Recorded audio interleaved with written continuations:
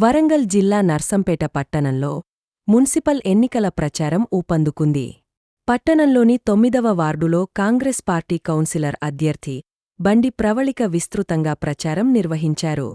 అభ్యర్థి మాట్లాడుతూ కాంగ్రెస్ పార్టీ గత 2 సంవత్సరాల హయాంలో ఎమ్మెల్యే దొంతి మాధవరెడ్డి నర్సంపేట పట్టణాన్నియంతో అభివృద్ధి చేశారని, మున్సిపల్ ఎన్నికల్లో కాంగ్రెస్ పార్టీ కౌన్సిలర్ అభ్యర్థులను గెలిపిస్తే మరింత అభివృద్ధి సాధ్యమని అన్నారు.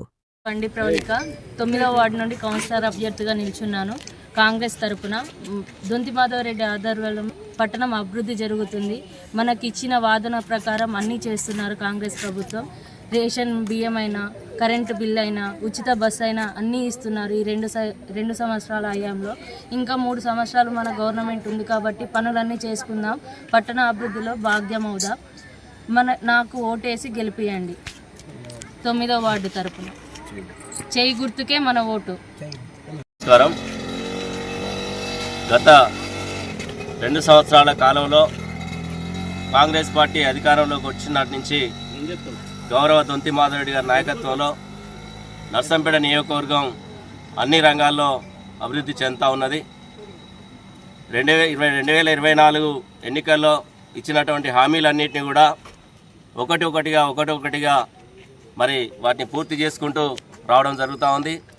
గత 10 సంవత్సరాల కాలంలో టీఆర్ఎస్ అధికారంలో ఉండి బడ్జెట్ ధనిక రాష్ట్రంగా ఉన్నటువంటి రాష్ట్రాన్ని అప్పుల రాష్ట్రంగా చేసినటువంటి ఘనత టీఆర్ఎస్ పార్టీకి దక్కింది.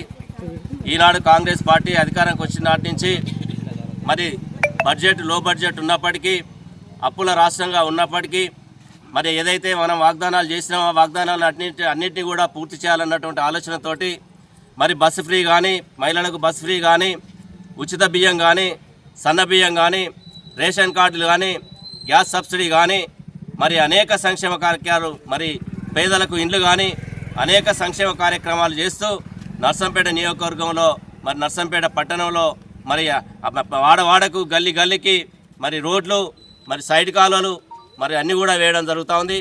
గౌరవ మాధవరెడ్డి గారి నాయకత్వంలో ఈ 30 డివిజన్లన్నింటినీ కూడా గెలిపించుకోవాలి అని చెప్పేసి ప్రజలను వేడుకుంటూ ఇల్లు తిరుగుతూ ఉన్నాం. ఇప్పుడు మనం నిలబడ్డ రోడ్డు కూడా నిన్నగాక మొన్ననే వేయడం జరిగింది. అన్ని రోడ్లు కూడా నేషనల్ హైవే రోడ్డును తలపించే విధంగా అన్ని రోడ్లను, సైడ్ కాలువలను కూడా చేయడం జరుగుతూ ఉన్నది.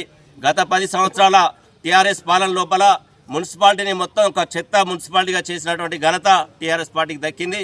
వాళ్ళు ఓట్లకు వస్తే తరిమి కొట్టేటువంటి పరిస్థితులు ప్రజల లోపల ఉన్నాయి. వాళ్ళకు ఓట్లేస్తే మళ్ళీ అభివృద్ధి 10 సంవత్సరాలు వెనుకబోయేటువంటి పరిస్థితి ఉన్నది కనుక కాంగ్రెస్ పార్టీ అభ్యర్థులను, కాంగ్రెస్ పార్టీ ఆ విజయం కోసం అందరూ కూడా పాటుపడాలని అందరినీ కూడా నర్సంపేట పట్టణ ప్రజలను, ఓటర్స్ అందరినీ కూడా కోరుకుంటున్నాం.